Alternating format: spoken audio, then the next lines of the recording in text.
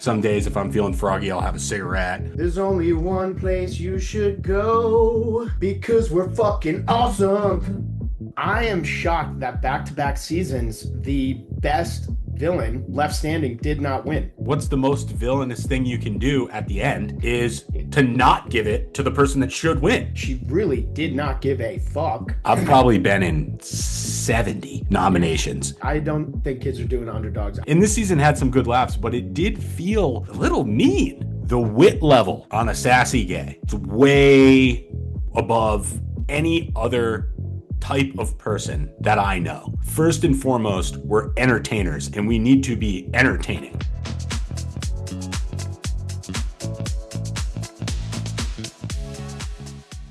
Are you liking the cut? Oh, the cut's great. Yeah. Did a little beard trim too. The cut's electric. No sunglasses. No sunglasses. Honestly, I was on the phone with my dad asking, I'm like, hey, dad, have you listened to the apps? How do you like him? He goes, I love it. I love the flow. He goes, why are you wearing sunglasses like a fucking asshole? And Okay. I was like, all right. I was Well, like, I didn't know if my face looked droopy in the morning. I was trying to cover the bags. He's like, take them off. yeah, we may want to. This is actually okay. So the podcast has officially started. I'm not entirely sure where it is, but we're keeping that in. Yeah, Paulie's not wearing that's it. sunglasses, and I have noticed that my face, because we record these things at either 9 or 10 in the morning, and I'm a night owl, so I get up around like maybe 7:30 or 8, and then I kind of just walk around my house for like an hour and drink coffee. Some days, if I'm feeling froggy, I'll have a cigarette. So I come up here and I'm looking rough. I have noticed that I look pretty rough during these episodes, but I am on a See, water fast right now, so maybe my face is looking a little yeah, thinner. you're looking good. I haven't noticed it, but we may have to take a book out of Tom Sandoval's skin routine and do a little Oh my God, you're nighttime and right. morning time routine in honor of our fallen king. Yeah, Sandy gone too soon. We know that. I mean, and then I guess let's just hop right into House of Villains. But before we do, Dev, I've got a little surprise for you. All right, Ooh, because I was a little inspired by the surprises. bonus app rap, and this morning I woke up and my I don't know, my creative juice were flowing. I was like, I kind of wanna just Yeah, I don't even know what's let's going on. go. I thought of just some lyrics, some chords, and it goes a little something like this, you know? The Paulie and Dev show. There's something you should know when it comes to reality TV recaps. There's only one place you should go because we're fucking awesome. We're fucking awesome. Okay, yeah. And then this is the part where I imagined you would come in. We're fucking awesome. Yeah, scream core. So I think the chorus needs a few more lyrics. Weeks. But I love the opening, and that is officially our fifth musical performance, either on a show or being recapped. Best one yet does have an instrument element, so it's going to take out a few of the other ones. And it did have a percussion. It did have an impromptu percussion system there, right towards the Yeah. end with my snaps. Paulie, I'm going to give it a 7-1 with room for Okay. improvement. Room for improvement. And I feel like the 7-1 just came from, the guitar being in there. I feel like you need to take over the singing part. Maybe it's something we workshop for a Paulie and Dev show live. I don't know. Yeah, oh, definitely live musical openers for sure. And my keyboard's actually staring at me, but if I were to try to go get it and set it up, I won't be able to do that. But what I can promise everybody is that inspiration breeds inspiration. So to open up our next bonus show, I will play a song on my keyboard. I love this. I love where this is going. Hmm. Jumping right into House of Villains. Yes, yeah, yeah. Speaking of villains, the bonus episode is going to cover Vanderpump Villa, which was released, much to my despair, on Hmm. April 16th. And we're going to be going through that. So if you guys want to follow along with us, go ahead and watch it. All 10 episodes have been released on Hulu. You can binge the entire thing. And some would say that I acted like quite the villain. And some would say that I'm an absolute embarrassment. And others Others would. would say you're heroic. It really depended. It's totally dependent. But enough about us. Let's dive right in to House of Villains, where we got a finale and where for the second season in a row, we both agree The supervillain didn't win. Supervillain didn't win. You expect bitter juries in a game like Big Brother. You expect people to poison the well. I am shocked that back-to-back seasons, the best villain left standing did not win. Yeah, and I think so. Here's my takeaway here. Not only the person who played the best game, but I would argue that she actually was the most villainous in her gameplay. So, like when Wes didn't win, it was obvious jealousy, right? That was Yes. just like he played a flawless game, worked himself all the way to the end, and did so. He was the most entertaining. He was the funniest. He was arguably the best looking and the most villainous. And everyone was like, well, we're not going to also let him be the supervillain. We got to take something from him. And that could only stem from jealousy. And I fully understand that. In Yeah. this scenario, I wouldn't consider Kate to be the most entertaining, but Mhm. she did play the best game. Definitely played the best game. I think she embodied the character of villain too. Like she really did not give a fuck. Yeah. She brought things at the right moment. The letter that she found was great. She Hmm. took out the two biggest threats in the game in an iconic way. And, it wasn't because she was getting pressured. Like she could have rode that train all the way to the end with them and Yep. possibly had a better chance of winning standing next to those two guys, knowing the vote may have gone this way. Now, the only other person that I thought played a better game than her who was in the last five was Paul. Yeah, Paul would have been the outlier, but I think, see, you know how sometimes in a game like this, you would have to essentially get immunity to get there. That was Mhm. Paul's really only angle because he did expose himself as a threat by kind of playing both sides.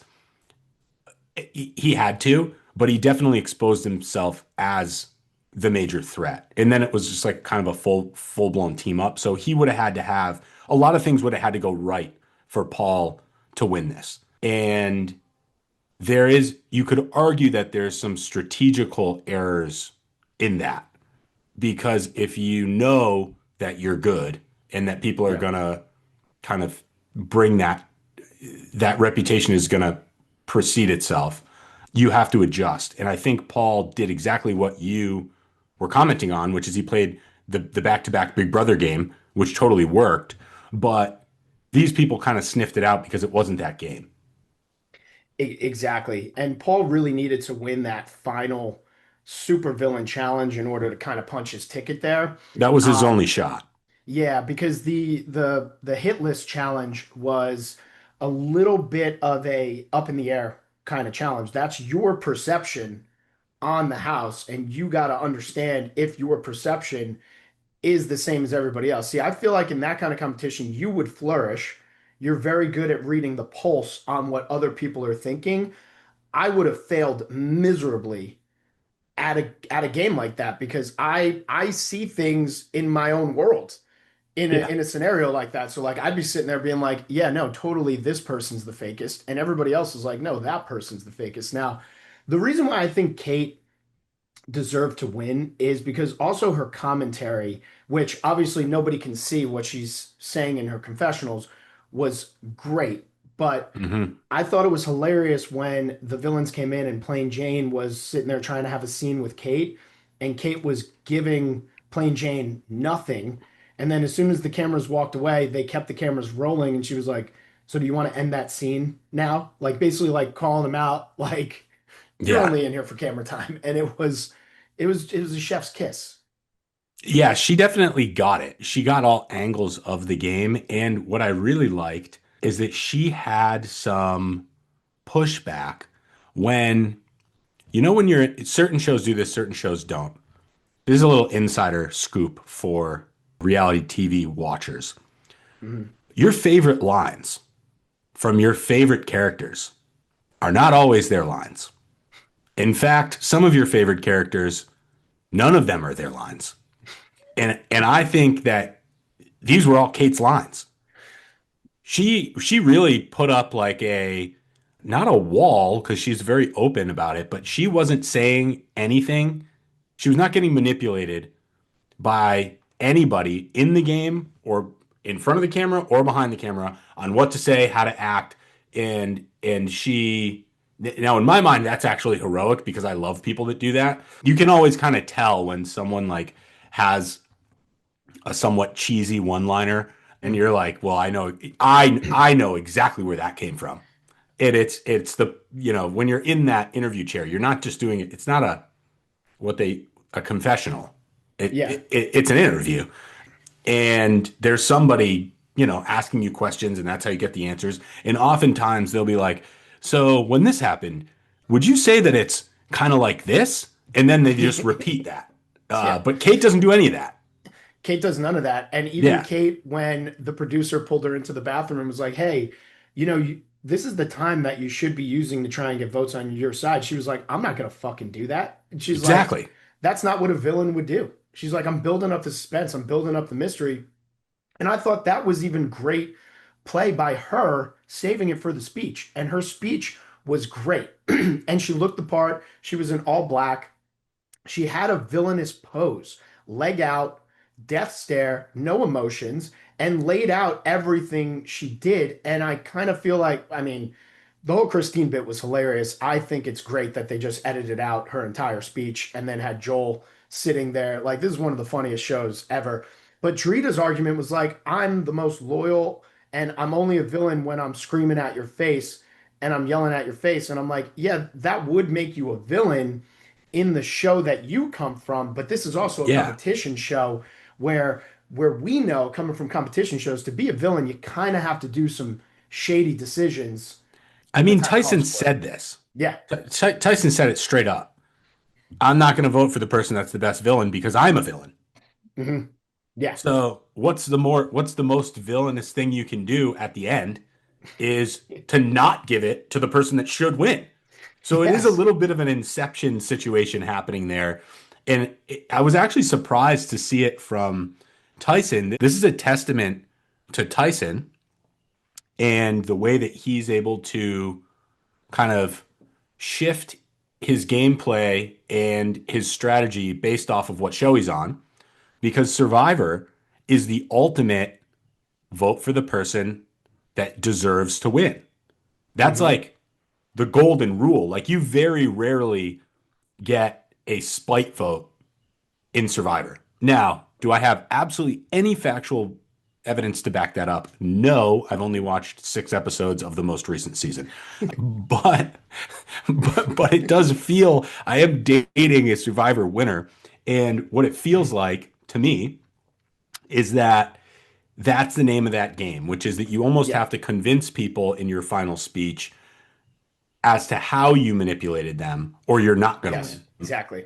And I would pose this question as we're talking about speeches.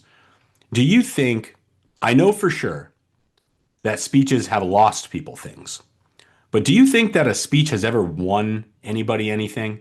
Like, do you think that a speech has ever turned a vote? I will recall one Big Brother season recently where Taylor Hale won. And it's the win is usually never given to the floater style player, okay? But her speech against who she was sitting next to was top tier that she convinced the entire jury why essentially being targeted from day one, never winning a competition, never getting, voted out, never really having a hand in any evictions, like not leading the charge on anything, but essentially being a survivor for the whole season like gave her credibility to win. The way she worded it, and now Mhm. mind you, she's I believe she's a former pageant queen from Michigan. So very great at public speaking. And Mhm. Monty, I believe, is who she was sitting next to. And this guy had won comps. He had gotten himself where he needed to be. He made decisions in order to eliminate people. And his speech was just that. And the thing that put the nail in the coffin was she was like, Big Brother always gives the win to players like him. How about players like me? We never get the credit for how hard it is to do what we did from the beginning all the way to the end. So I will say, out of everything that I've ever seen, that is how I've seen somebody win over a jury. And Big Brother's known for bitter juries, but the fans of Big Brother put that on the person who loses because in Big Brother they say that jury management is the name of the Got it. game, whereas in Survivor, jury management isn't really the name of the game because, like you said, if you lay out exactly what you did, the people are going to give kudos and be like, well, that's just Survivor. Big Brother, part of jury management is making sure that you're sending people to the jury house happy Right. Yeah, and it's then almost almost like telling them voting after out the your fact. allies, and it's like not your direct allies, but like you almost want your allies to get eliminated by someone else Yeah. so that It's like they, this the yeah, smarter Big Brother play is to eliminate proxy all war your threats prior to the jury and then start to get rid of your allies at the after. hands of someone else, ideally. Exactly. At the hands Yeah. of someone else where it's not going to be directly connected to you, but when you can show that it was you at the end, then, their decision's already made, right? That's what I'm saying. Is like I've been in a lot of situations. I've been in a lot of nominations. If I had to ballpark it, probably 30. No, more than that. How many episodes? There's almost one every episode. I've probably been in 70 Yeah. nominations. And my vote has never been persuaded by a speech, Yeah. personally. And I don't know a ton of people. I may not know anyone who's ever walked into a challenge nomination with one name in their head and then shifted it because of what that person said. Yeah. Maybe Traitors, I actually, now that I'm thinking about it, I think Traitors is the only game where that happens semi regularly, Yeah. where you go in and there may not be, because everybody's lying there. There's that element of, this person could be lying to me. So it really matters who says like this little piece of information that you may not know or whatever. Traders is really the only game Yeah. I've seen because at this season in Survivor, it hasn't changed a single vote. Has not changed a single vote. In Big Brother, it's kind of whoever kind of talks to you last, if you're on the fence, usually gets what they want, and I understand that. Like my vote has never been swayed in any capacity, but I kind of feel like we're more of like once we make our decision, we're gonna ride with it, regardless of the consequences. Like I feel like the people who get easily swayed are the ones who always are concerned with, do I want to deal with the consequences of being on the wrong side of it? Right. And sometimes that blows up in their face, sometimes it doesn't. I've found that the more you double down on that side of things, maybe don't double down on your decisions after the fact if it was the wrong decision, which I do. But but in the game, it's always better to put your foot forward and Paulie the double down Calafiore. the double downer. Hmm. The double down. Speaking of double downs, that made me think of devil dogs. Shout out devil dogs. Great snack. My Always God. had those in my lunchbox when I was a kid. And then just quick stream of consciousness here. When I think about devil dogs, I think about underdogs, which is when you're pushing someone on a swing and then you run under them. Okay. Both chill things. So I remember doing that as a kid, and there's always the yeah, risk of getting a heel to the face yeah, you get or the cracked. back of the head. Yeah. You could get smoked in an underdog. Those were fire though. I wonder if kids still do underdogs. I don't think kids are doing underdogs. I don't even see kids jumping off of things. Like I feel like when we were Oh, like kids, cliff jumping? not even cliff jumping, but I'm talking about, I feel like the cliff jumping has been at an all-time high. Yeah, I'm talking that's about seeing kids like 10, anywhere from that age of like 5 to like 12, jumping off of the highest thing at the jungle gym into the oh, sand. yeah. What do they call that? Free jumping, maybe? Base jumping. Yeah. Yeah, base jumping without a parachute at a jungle gym from children. You don't see a ton of that anymore. Yeah, that Yeah. was a thing. That was a thing. Yeah. A lot of signed casts because of that. Yeah, but let me get this train back on the tracks, considering I'm the one that derailed it. Overall takeaway from House of Villains, we now have multiple seasons. Where does this one rank for you? I would say this one ranks, and I may be foggy on season one, but I think this one ranks two for me.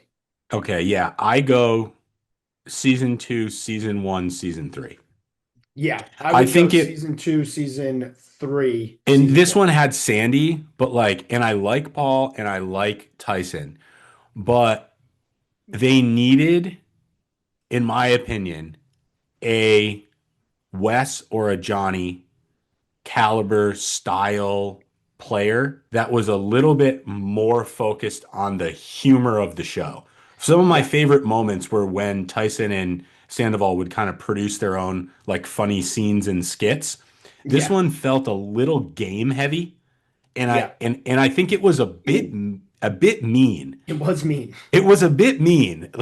Like, who was my favorite character from season one was the guy that popped his head out of the limo and yelled.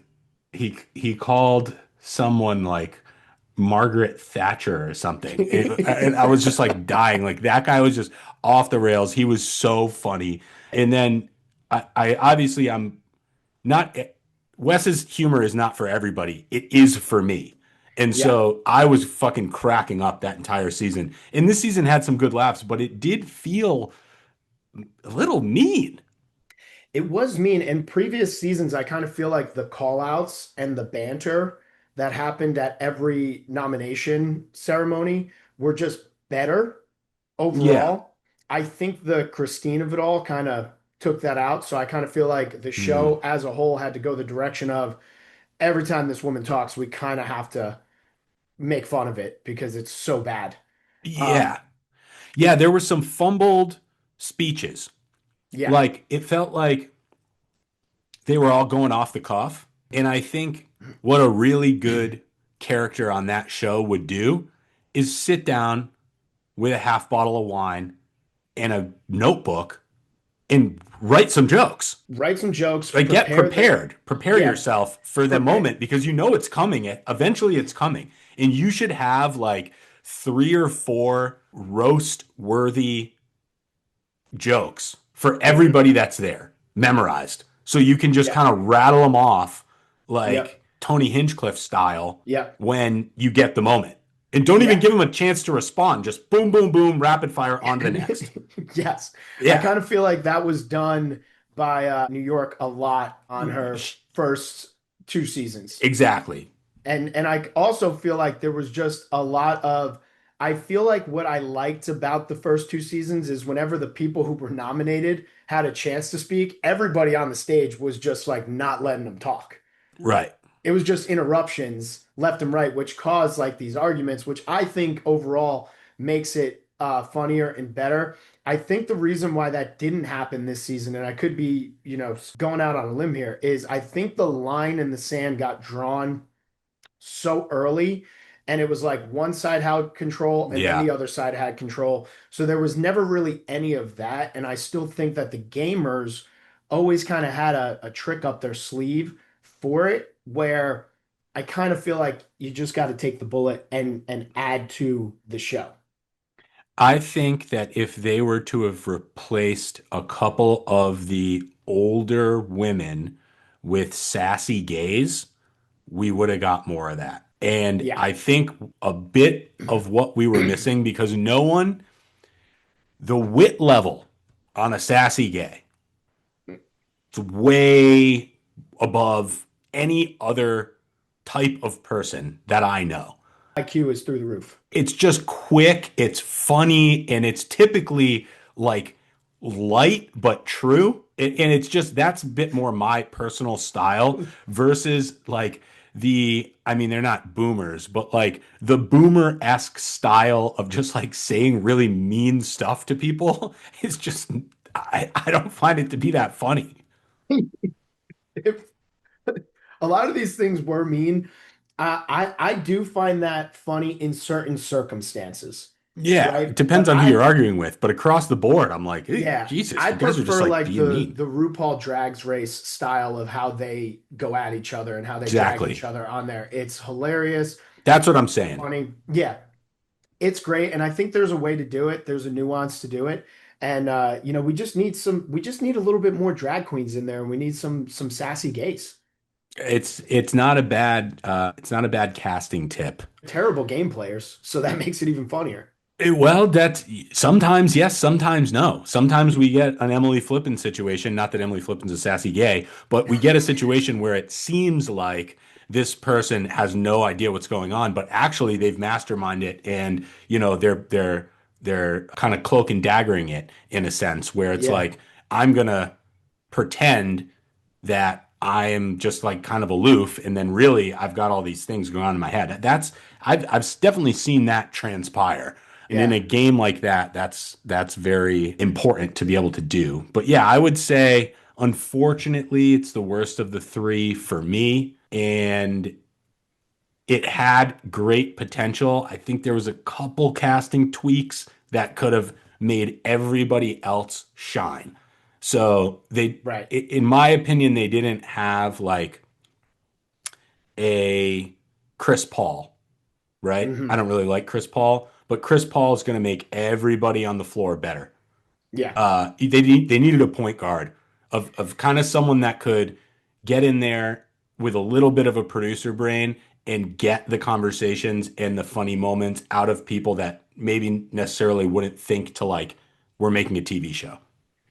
Yeah, and that's where, the Johnny and the West of it all come into play because if they're Yeah, sitting there for too long and nothing's going on, gonna make they're something gonna fun happen. they're gonna create something even if they pull people in on the joke, right? Exactly. And that's a thing where it's like, hey, I'm gonna push you into the pool. You're Yeah. gonna yell at me. I'm pretty sure that's what happened on season one. I almost remember Johnny pushing somebody in the pool purposely for something like that. And I've seen Wes do it in action on War of the Worlds one, where like, He's one of the best to ever kind of wear a multi-functioning hat, which is cast member, but also I wouldn't say Wes wears as much of a producer hat because he's very much like in the game and he's playing the game, but he truly recognizes that he's an entertainer. And he'll always yeah, use those words is that first and foremost, we're entertainers and we need to be entertaining. And not yeah, that these people weren't entertaining, but I just think part of being entertaining is to make sure that everyone else is also being entertaining.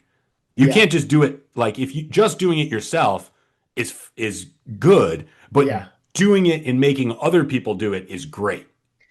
Yeah, the way I try and explain this is in real life, you have these switches, these filters, if you will, in your brain of when you're sitting in a scenario, how to, not open your mouth and how to Hmm. not get things going because that's just the right thing to do. That's the normal thing to do in the real world. So if you're at dinner and somebody says something off the cuff, the initial thought comes into your brain. You don't say anything, you just kind of ha ha ha ha. And Yeah, then don't like talk about the moon landing. yeah, and then afterwards it's like whatever. But in these settings, you have to almost remove that filter, and it's like the first thought that comes to mind out of your mouth immediately, and you gotta let whatever happens happens.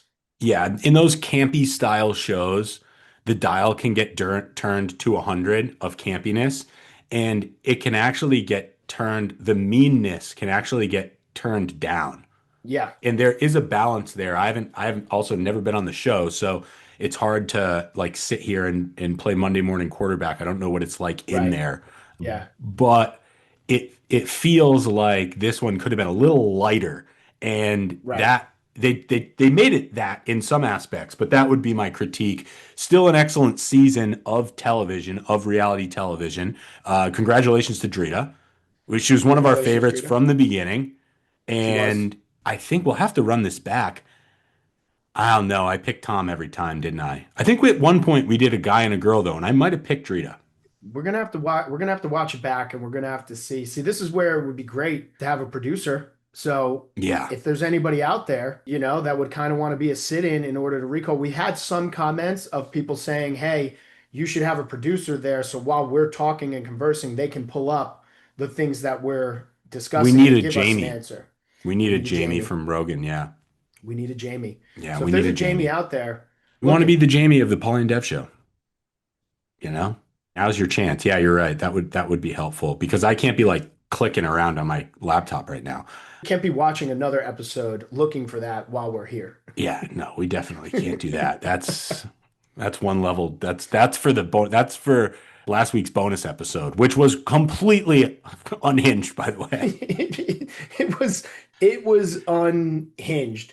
I like our level of unhingedness and then calmness. It's good. We could go off the rails or we could keep it chill. Hashtag devil dogs. Speaking of food, they don't get much of it in this show. Survivor, in my opinion, so the episode, not the best episode yet, Yeah, but this is a big speeches episode. Best speech I've seen at the tribal meeting, at the tribal council. the tribal council. I thought that it's great when someone tries to do a prank and it backfires. Oh yeah. Or not a prank, but like a game move. And then you're just kind of sitting there eating shit. Like I love that. And this was a big this was a big one. This was a big one. This is one of those tribal councils where I think if coach said less, it could have done him more. I think Chrissy ended up accidentally driving the stake in their coffin at camp by being Hmm. like, "Hey, coach, I need you to be on the hammock," which was hilarious, by the way. Like almost putting a grown man in timeout is just really funny to me. And then him still doing haikus on the hammock was even more funnier to me. And then she goes and probably says the worst thing to the worst person about somebody they want to get out, who was fighting for them to stay because he loved coach so much. Rizgod wanted coach to stay. He was going to 100%. set that sail. Now all of a sudden he finds out that Chrissy wants him out. He has to protect himself. And Devins at Tribal just That's what I'm saying. with the full fake out. Do you think he knew He knew about placing that. the fake idol? Well, he planted it with Christian. Yeah, but I know he planted it. Yeah, But he knew for how long did he know? he's known that since the beginning. This was Okay. in the initial tribes. They did So that. I must have missed that in like Yeah, way back there. you remember when Christian faked his fall? Yes. That's when they planted it. Dude. This was a long-term chess move by Christian and Devins, and Oh, I must have missed that. I was pretty tuned up for the first couple episodes, so yeah, I just didn't even know how the game worked. Now I'm like yeah, starting to revamp it here, but being like, oh, so like you just wanted to embarrass me in front of my kids. yeah, I was like, oh, dude, that's wild. And yeah, the whole time too, I'm like, because they call him they call him both names. They call him yeah, Rick and they call him Devins. So yeah. I'm like, I still don't know the characters all that well. So I'm like, who are they voting for? Like, what is going on here? And then it was just like obvious best case scenario. You get a double from both parties that were trying to fuck you is like, That's the ultimate. And to do it right then and there where the votes probably were locked on him and mm-hmm, that move of flashing an idol before the votes, right? And saying that he found one and he's known for finding them and he's known like this is kind of where you can rest on your laurels a little bit, right? Because people know him for finding idols and they also know him for pulling them out when nobody expects yeah, him to have it.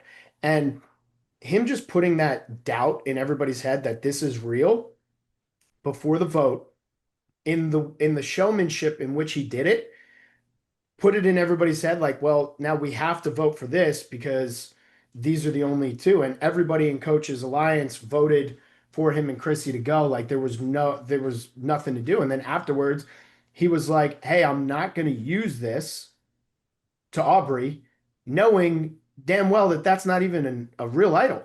yeah.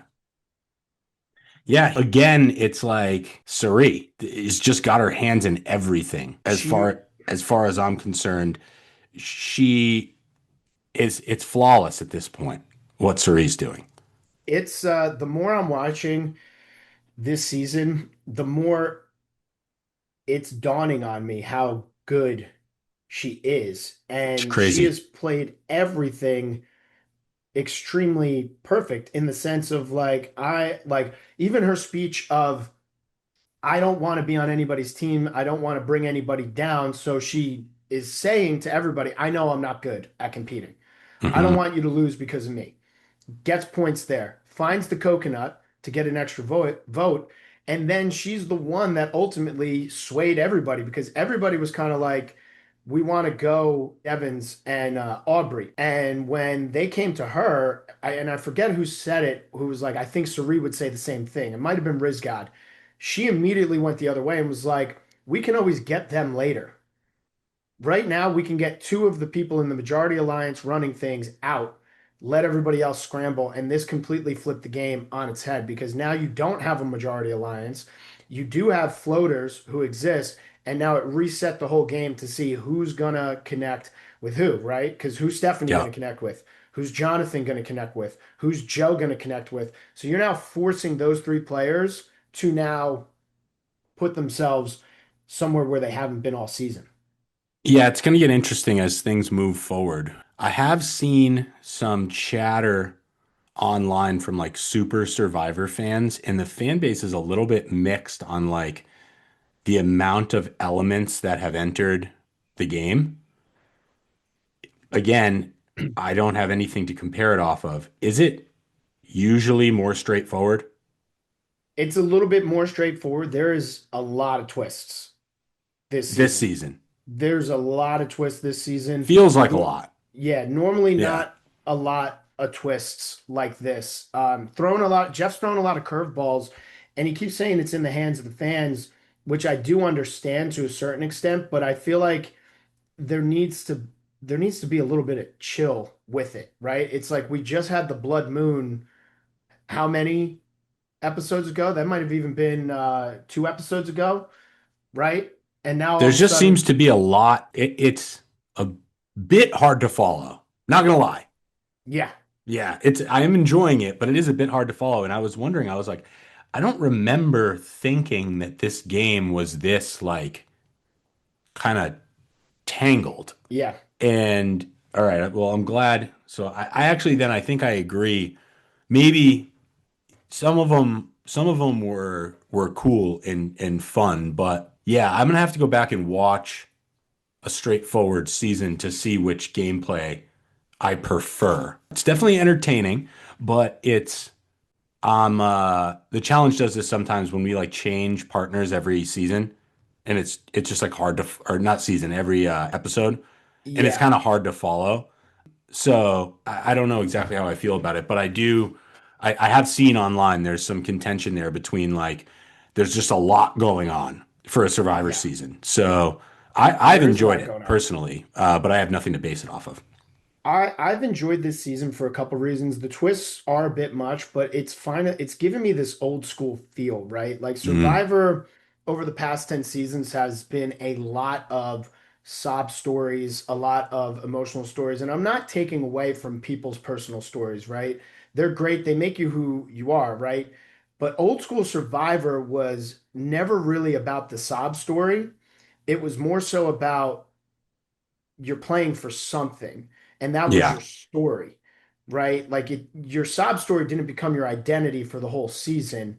It right. was like, I'm here playing for this.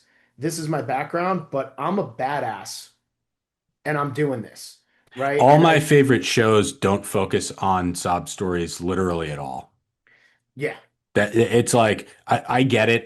They do make people who you are and make you a little bit more interesting, but like the majority of the world has something that they would have liked to gone differently in their life. But I don't know if I necessarily want to know that when I'm watching and I'm trying to just like be entertained. Like I personally don't need a yeah, ton of depth from yeah. everybody. I just I'm want the like, entertainment. I'm And fine I with just kind of it being a little shallow. I don't Yeah, care. and I think that's what like me personally, like I've seen a lot of people like Coach just did an interview and he was getting a little emotional saying that he's received a lot of hate online this season, like personally, like to his DMs and all that stuff.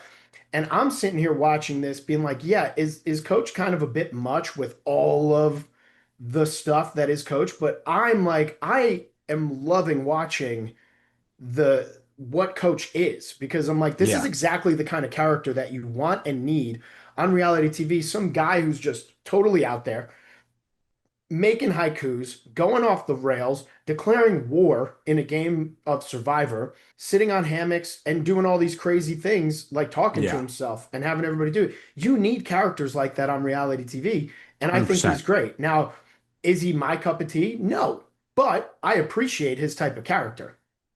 Absolutely. That's that is what I actually really like about this season as well, is I do think, although I think they missed the boat on a couple castings, my girlfriend being one of them, Michelle being one of them. Yeah, I she was would have just been gonna say. great in this scenario. Real this game lends itself really well to her skill set, so they missed the Yeah. mark on that. And obviously I'm biased, but there's a few others I would have liked to see in there. I would have liked to see Tyson, and you could go down the list a little bit, but the reintroduction of a Riz God is obviously fire, and there are some really good characters in there, and I'm very interested now to see how this thing plays out. How many episodes do they typically do? See, that's something that I once again don't know because I'm used to watching it when it was like 40 days being cast away. Right. So Survivor would take up an entire fall, Yeah, it right? was like So three months long. yeah, it would go from like September to December, and it would be like a very long season. We're talking like Right. 12 to 14 episodes.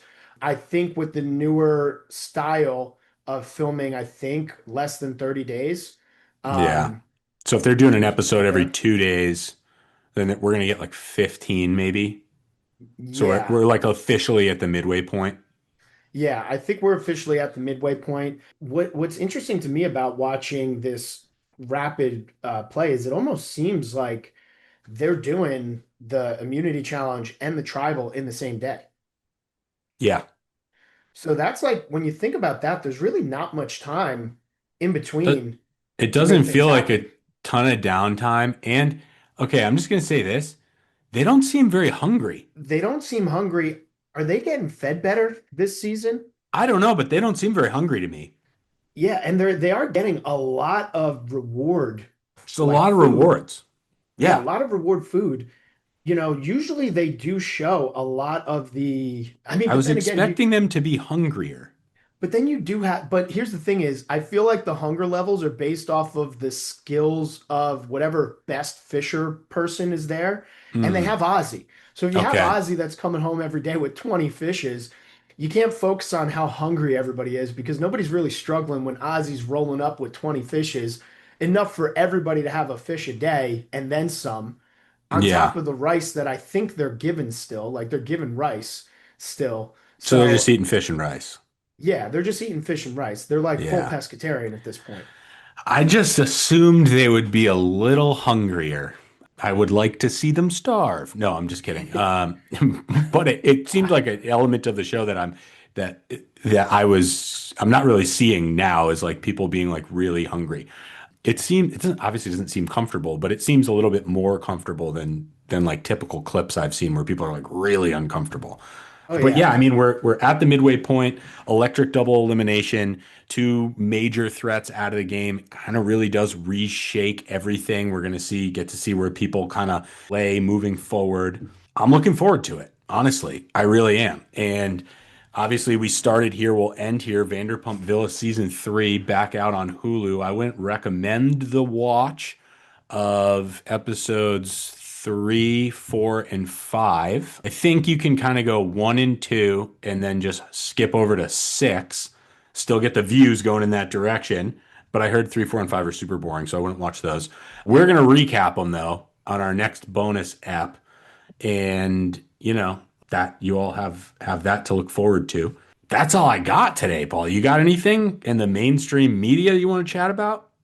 I haven't seen anything really in the mainstream media. The celeb gossip has been down even on the West Sierra, Amanda, Kyle situation. It's been relatively quiet The news this cycle has week. kind of run its course. Yeah, news cycle has definitely run its course. I'm not seeing anything, no more drunk driving from Yeah. celebs, Haven't so seen any celebrity maybe they DUI. heeded your warning. Yeah. I think they did. That probably made it to a fair Yeah. amount of them. I guess Coachella was a thing. Sometimes I go to Coachella. Didn't go this year. Biebercella was a thing. So, Bieber was a okay, thing. that was the thing. And we should just touch on that super quickly. I watched a video about this, and everyone was like, why did he just play his songs off YouTube from a laptop? People are mixed on it. Some people think it sucked. Some people think it was awesome and nostalgic and great. I err on the side of awesome and nostalgic and great. Yeah. Even before I realized he sold his entire catalog to his label. Okay. So by playing his songs off YouTube, he didn't have to give them any money. That went directly to him. I don't know if that's true, but that's what I one of my favorite accounts that's usually pretty accurate is saying that they found a workaround, which was Yeah. him just kind of getting up there and playing the music off YouTube. And for whatever reason, that absolved him from having to pay his label for the rights to the music at that show. That's crazy. I'm a huge Bieber fan. Kind of Always been a fire. If Bieber fan. that's true, kind of fire. Kind of genius, kind of fire. I kind of like how Bieber lately has subtly been anti the system. Oh yeah, not subtly. Are Yeah. you not clocking it? Yeah. Yeah. He's Electric. like, yeah, which is great from a big personality like him. He's kind of really pushing the envelope of like, hey, I didn't really have a choice when it came to like my music and who owns it, and also like my stuff. And there is a lot of stuff in the air about other things that are a little bit dicey to talk about. And until he actually talks about it and confirms any of those things, we know nothing about it. But I think this is almost like a rebellion Bieber here. It feels that way. The Grammys performance was also done off a laptop, I think. Yeah. It was So, him, it was him with a laptop and a guitar. So it could be I'm gonna have to dive into this. I'll have more answers on the bonus app. But he might be in a label war and winning, which no one ever does. The only nobody people who've ever ever wins. really done that was like 50 Cent when he released all those G Unit albums. That was Yep. That was a brilliant. big win. That was a Yep. huge win. For those of you that aren't familiar with that, he was under contract to do X amount of albums. And when he released his first one, it obviously blew up. So Yeah. then, before releasing either it was his second or his third album under that contract, he released multiple G Unit albums, Yep. which counted towards his contract for albums made. So then Yep. when he put out his next solo album, he was able to renegotiate the contract. That was an obvious major win Yep. against the label. I think it was Akon like holds the record for the most ringtones ever sold. He Which is also brilliant. like he restructured his deal and he put in like residuals on ringtones or whatever and made like $300 million dollars on ringtones because that's like in I had an Akon structured. ringtone. Everybody did. He was like the ringtone guy. That's like how he made his money was ringtones, which is wild and just Yeah. genius. But yeah, outside of that, And Motley Crue. 99 times out of 100, you lose the battle to the label, and it looks like Bieber's winning. Yeah, Bieber's winning. I think he's taken a page a little bit maybe out of Motley Crue's playbook back in the day. They went over it a little bit on the dirt. So I think he's looking to potentially kind of rack in the amount of money that he can off of his YouTube stuff and then essentially just buy the label back, just buy his music back. Oh, that's interesting. Yeah, Yeah. Yeah. Yeah. Just to just buy it all back. yeah. That's got to be expensive. That would be very expensive, but he's still young. So he's still Yeah. got a lot of fight in this game. Yeah. He could also, though, like these streamers, imagine if Bieber just started like streaming. I think he actually did start a Kick channel. And because I saw some clips of him like just playing music like in a garage. And streamers make so much money. So much money. So like if he's ever in need of cash, probably just get a Kick deal for $300 million dollars and keep it moving Yeah, he could probably also just do an acoustic set on Kick, streaming. anywhere. Yeah. It's Yeah. just a billion people watch it. Yeah. Yeah. Well, we're not quite at that level yet, but we're getting there. So thank you to everyone who has subscribed on whatever platform you are tuning in on. Bonus apps are fire. This was a good one. Rough morning for Dev. I'll be more prepared on the next one. But you know what? We keep fighting, we keep putting out apps, and we keep thanking you guys for listening. And with that, you know what's coming next. I'm Devin Walker. He's Paulie Calafiore, and you all are wonderful. So, Paulie, take him away. Yeah, guys, we're consistent. I would say for an early pod, most consistent that you could ever get. Most people start pods, they stop them. We're not stopping. This No. train is rolling. And like I say every time, guys, if you watch this, share it. If you're already subscribed on Spotify or YouTube, share it. Tell a friend, tell a family member. If you follow us on Instagram and TikTok, because there's a lot of you guys following us there, take another extra step, click the link in the bio and just follow us and subscribe to us on YouTube and Spotify. And you could really help this get this train rolling. So we thank you for all the support so far. We're going to keep putting out consistent eps, and that'll do it for us. We'll be seeing you.